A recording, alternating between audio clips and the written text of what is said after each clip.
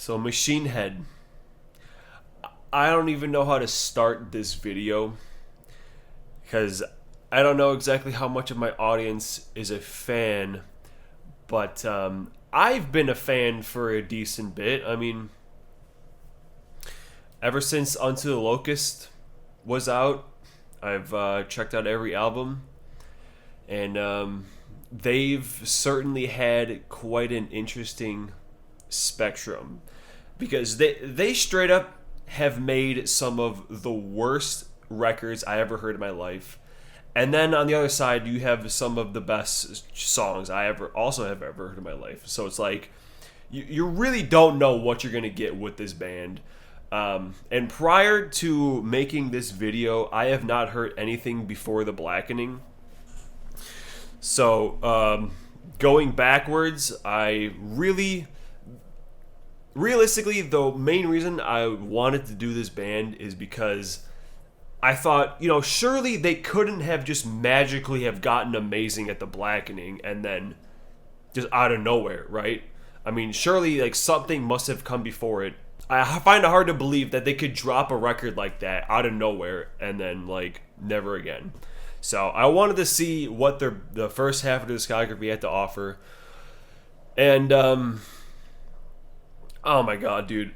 Look, like I said, they do have some good stuff, but they have a lot of bad shit. All right, and we have to get through the really bad stuff before we can talk about the good.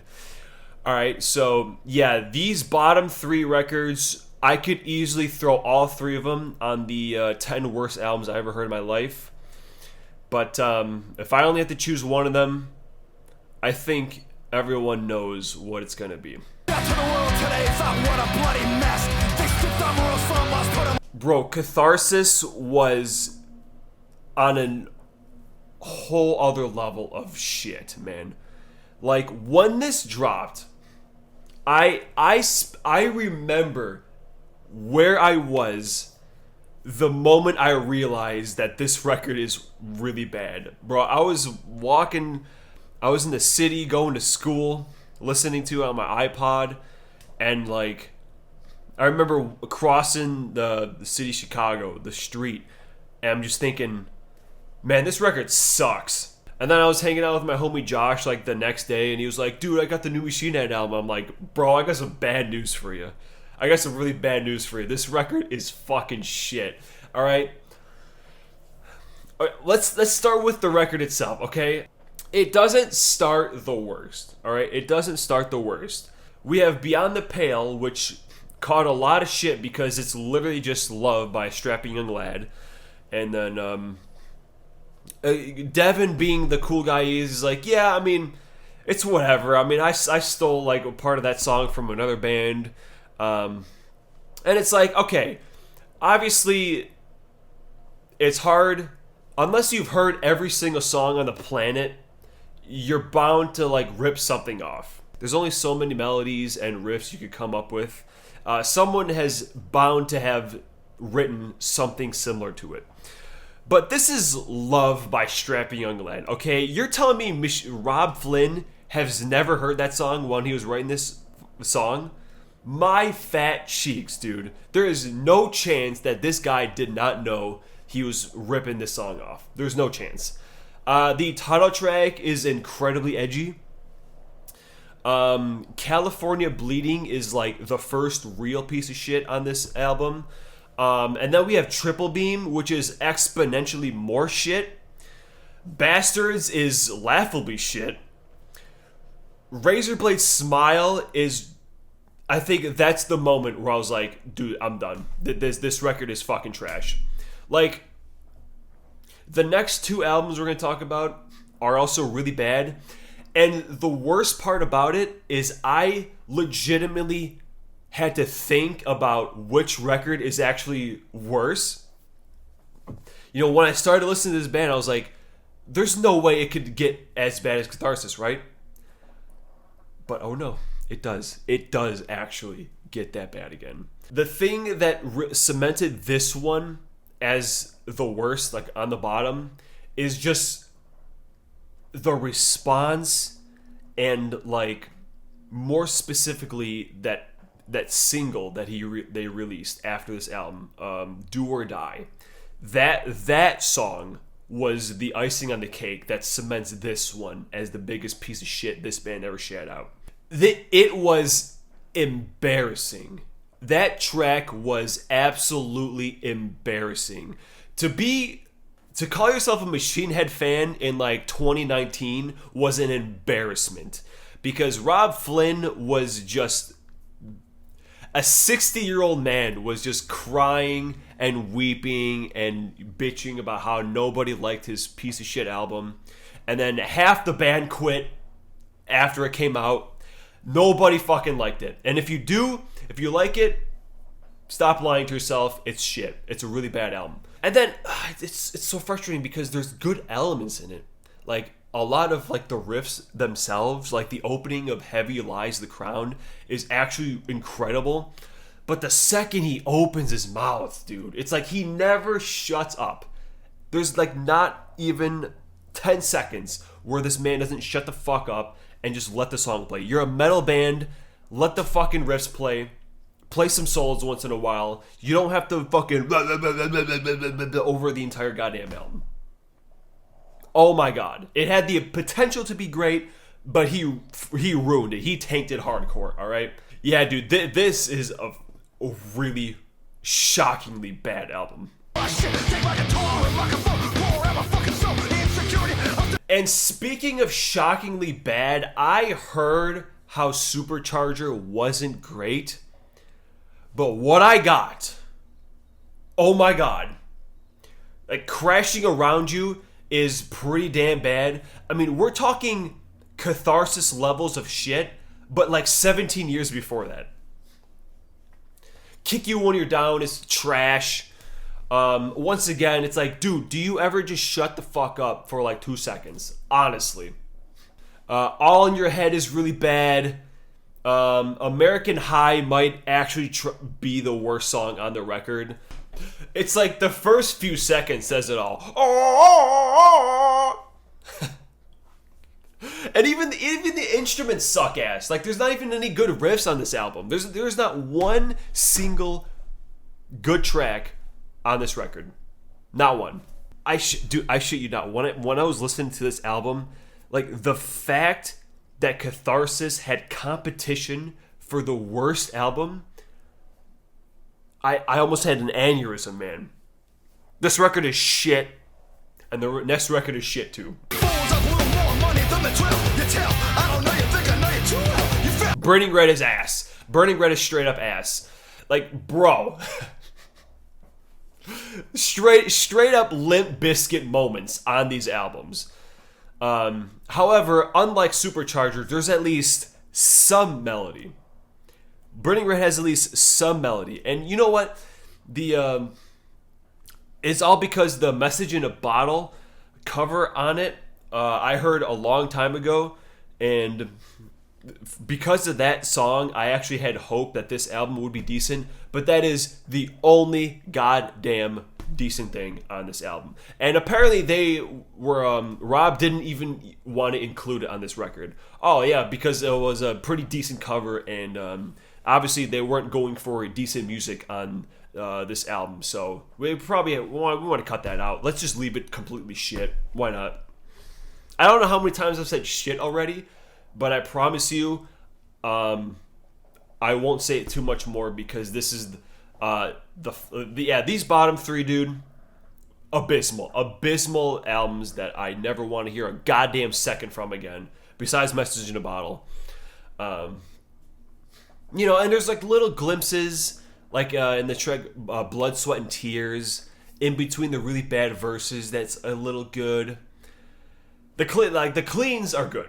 That's what I'll give it credit for. That the cleans are good.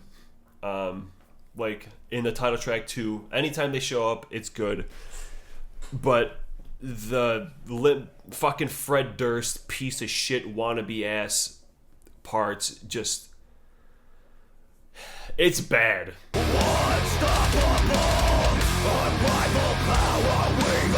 Alright, and the newest album sucks too.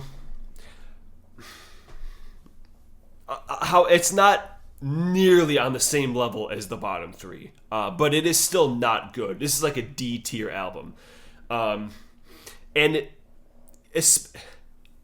legitimately made me second guess myself, because, not to get too far ahead of myself, but of A Kingdom and Crown was actually pretty good. But when I was listening to this album for the first time, it made me second guess myself, like, was it good? Or was it just because Catharsis sucked so hard that anything they put out would be better than that? But no, that record is good. This one is not. Like, it starts okay. Like, Atomic Revelations is fine. But, like, Unbound is just a prime example of why this album sucks. It's soulless. It feels so soulless. Like, there is not a heartbeat in this goddamn album anywhere. It's just like the most generic AI-generated Machine Head album they've ever made. The drum sound is fucking trash. Like, it literally just sounds like programmed drums, because it's nothing but triggers.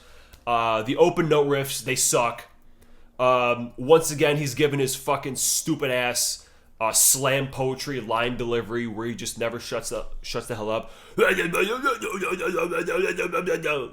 Whatever the hell, I can't sound like him, but you know. These Scars, probably the fucking worst song on the album. Once again, just desperately want to yell at him to just shut the hell up. Bone Scraper, there's this genre. I don't know what to define it as, but in my head, I call it basic bitch metal. You know, where it's like, I don't want to say Sleep Token, because that's just like a whole different genre of ass.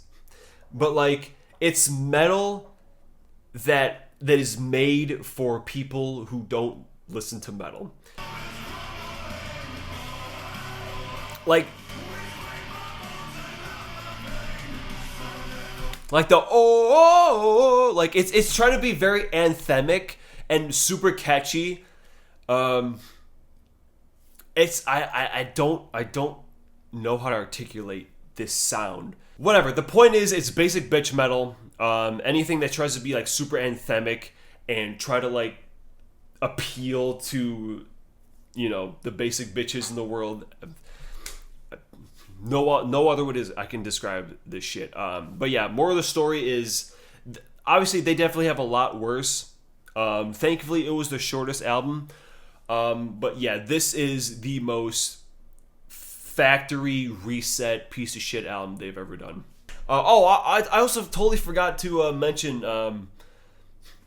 like, in the time it took me to like finish doing this video, Rob Flynn put out another embarrassing response to reviews. People who don't like Atoned, he said some website gave it a bad album, and he said go fuck yourselves, because this fucking 57-year-old man is still behaving like a fucking child. Like, Rob, not everyone's gonna like your shitty album. Get over it. And also the Guitarist Is Gone Again, which was a huge shock going into this, because yeah, once again there was another half the band change between Kingdom and Crown and Atonement, and once again the guitarist is out. Like, dude cannot hold the band together. Oh, I also totally forgot to mention, again with Atoned, that I guess apparently ever since Bloodstone and Diamonds, he's had one of the dudes from Bring Me the Horizon helping. I don't know if he's like writing shit on these albums, but that's another blatant reason why everything after Unto the Locust fucking sucks ass. Besides this album, I don't know what happened here, but he got hit with a stroke of genius and it quickly faded away, I guess. Okay, then we have Bloodstone and Diamonds, which is just like the most okay one. Like, it's nothing special, but nothing too offensive either. Yeah, it's the first record that they put out when I listened to them. I even got that like book edition thing. Um, but yeah, it's like Now We Die is fine. Ghost Will Haunt My Bones is solid. I really like the choruses. But when you get to a song like Night of Long Knives, you can kind of see or hear that shift into the badness start to happen. Like Eyes of the Dead, In Comes the Flood are just so uninteresting. Imaginal Cells is pretty worthless, like that interlude, stupid ass song, whatever. I thought I remember it being better than it is, but I mean honestly, dude, it could be so much worse. Like I really wish that this was like the worst they got, because it's just painfully average. Now we got their debut, which I understand is a lot of people's favorites. But like I said, I have not heard anything before The Blackening before making this list. So I did not grow up on Burn My Eyes. Because looking back on it now, dude, it's just Pantera. Or at least the vocals are. He's just trying to be Phil Anselmo, and it's so distracting. Do you say... Is it pronounced Davidian? Whatever. The first track is a really good song. 1,000 Lies goes pretty hard as hell. I just really wish the vocals were better on it, honestly. I just really wish every band wasn't trying to be Pantera in the 90s. But yeah, like Record is pretty mid after the first 3 tracks, honestly. Like None But My Own, I don't like at all. The last riff, that's just Trapped Under Ice. What was that song? Beyond the Pale is not even the first time they ripped the band off. Like as if he didn't know Trapped Under Ice, my ass. And then towards the end we have Nation on Fire. The ending, it was pretty good. Blood for Blood was solid. I wouldn't call the rest of the instrumentation Pantera, but the vocals definitely are. The follow-up, The More Things Change, still a little bit in there, but not quite as bad. Also, oh my god, can we please stop with the pinch harmonic riff? That shit got so annoying in the first 2 tracks. But then we have Take My Scars, which is good, besides that godforsaken pitch harmonic intro. Down to None is also pretty damn good. Like this, I really like how it builds the whole song with that slow ass intro, and then it builds to like the thrash verses with all the toms and shit. That's a good song. Yeah, I mean, besides too many pitch harmonics and Violate being way too damn long, I think this is an overall better record than Burn My Eyes, despite those first 3 tracks being pretty damn good. But yeah, just more consistently good. And oh my god, finally, Through the Ashes is what I was waiting for the whole time. Yeah, it turns out the record right before The Blackening was the good album, alright? Like, I don't want to say Burn My Eyes and More Things Change aren't good, but they're decent, okay? They're decent albums. Now we finally get to the good albums, alright? These top 4... they're the reason that I want to continue listening to this band, because I know there's good in there, all right? A couple years ago, they just put out a really good album. It's still in there. However, there's just too much shit to go through. But anyway, Imperium, Bite the Bullet, Days Turn Blue, Vim, Descend the Shades. There's a lot of good shit in here. There's a little cringe with Wipe the Tears, but it just feels like an appetizer of like what was about to drop. Okay, this is like Blackening Junior. All right, whole record is pretty good. Besides Wipe the Tears, so yeah, good stuff.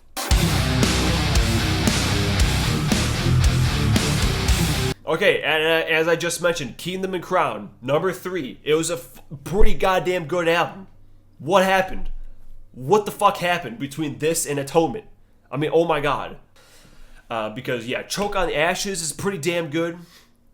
Like, it blasts, so at least there's that. Like, the drummer on this album was going ham. Too bad it was only on this album. Oh well. Become Firestorm. Another really goddamn good song.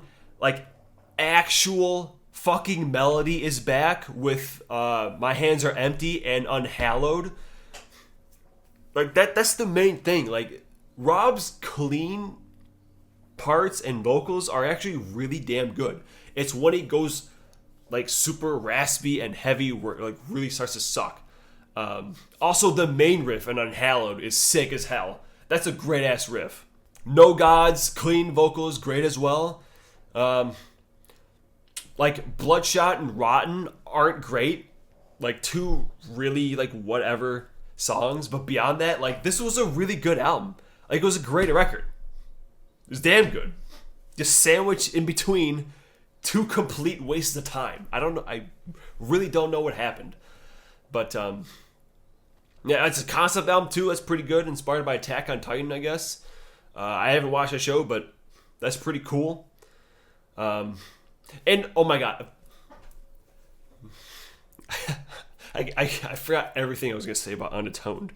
But another thing that pisses me off about that album is how it's like stylized the same as this one, like with the crosses, with the O's and everything's in all caps. Like, why?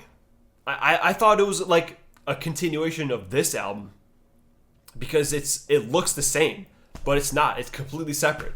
So what the fuck? Unatoned is really bad. All right, it's pretty bad. Just listen to this one and fuck the rest. Honestly. Anything after Unto the Locust, don't even bother with it. Just this album. Kingdom Crown is really damn good. Check it out.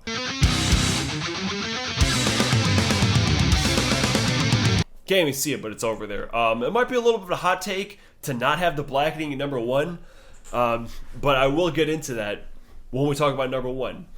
However, yeah, obviously this is the big one. This is like their Master of Puppets. This is their Rust in Peace. Like the three albums they put out in this era were just so damn good. Okay, the whole middle of Slanderous goes so hard. Holy shit, dude. And that's another thing. It has the same themes and lyrics as the Cringe records. However, with records like The Blackening, it actually sounds like an adult wrote the songs. Like, the lyrics are just so much more well written and not just, nah, fuck you, you didn't like my album, you're a dumbass. We're not Strapping Young Lad, we're Machine Head. There ain't no band I hadn't fucking inspired. I'm the best guitarist in the world. I'm Rob Flynn. All you haters just live in your mom's basement. I make good albums. That's literally the entirety of Catharsis and Do or Die. It just sounds like that. But he writes about the same kind of things with like mental like struggling and just stuff like that. But it's done so much better here. Oh my, it's just so much better. Then you have Farewell to Arms. Probably never going to get another song like that from this band. And of course, you got to talk about A Beautiful Morning. It's a great track. Aesthetics of Hate. Great diss track on a total piece of shit. But yeah, like everything you heard about this album is accurate because it is damn good. However, not to say that this record is better than Blackening, but I do like it more.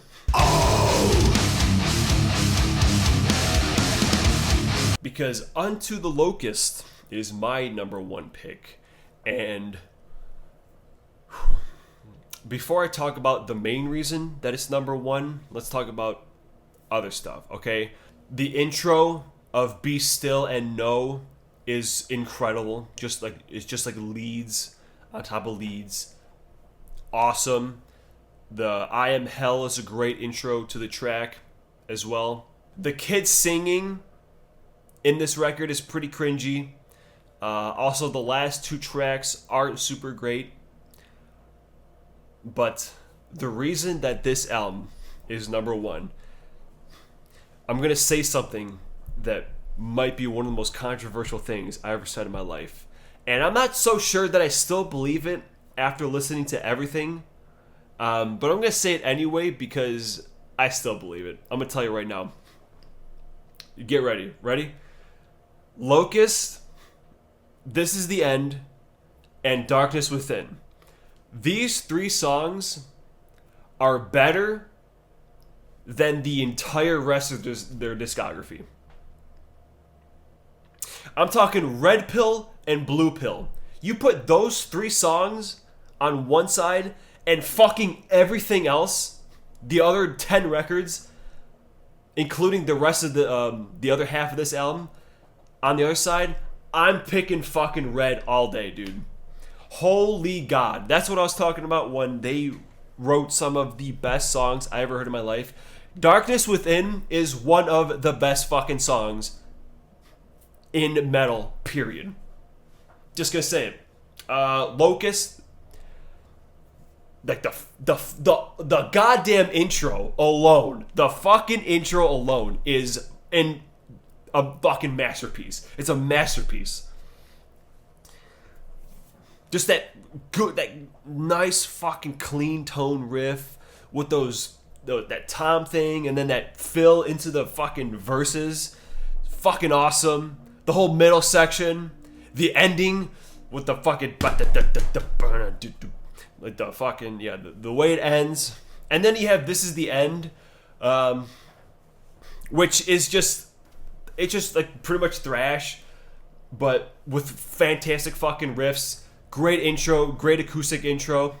And speaking of the intro, I get to finally share this clip. This was filmed for my comedy sketch channel back in high school. So this is circa 2013.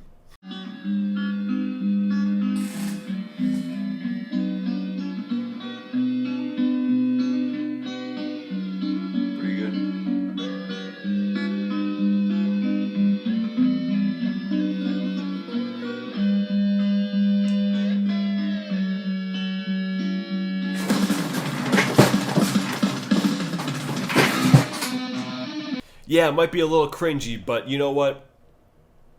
Weren't we all in high school a little bit? I mean, Jesus Christ. Yeah, my friend Josh showed me that song, and I think I imitated that because like the drums come out of nowhere. We also had a lot of the punchlines for those videos were death, so yeah, the drums come in and kill me. That was the whole joke. But yeah, those three tracks, man, fucking son of a bitch. And then on the bonus, you have the acoustic version of Darkness Within, also incredible. Actual masterpiece, holy Triforce trifecta of songs right there. And that's why Until Locust is number one. So there you have it, man. Are you a Machine Head fan? I'm assuming you are because you made it to the end of the video. I'm sorry if you like the nu metal albums or Catharsis. Genuinely, I apologize, but like, my goodness. So yeah, let me know why you think The Blackening or Burn My Eyes is number one, and tune in next time when. Dude, I just hope the next record is good. I mean, honestly, Catharsis sucked. Kingdom of the Crown was great. Atonement sucked. Let's hope we can keep that balance and get another good album. Because like I said, I know Rob's got it in him. I know he's got it in his soul somewhere. He can still write good music because he's written some of the best shit ever. But oh my God, if I ever have to hear one goddamn second of Catharsis or Supercharger again, I'm gonna blow my brains out.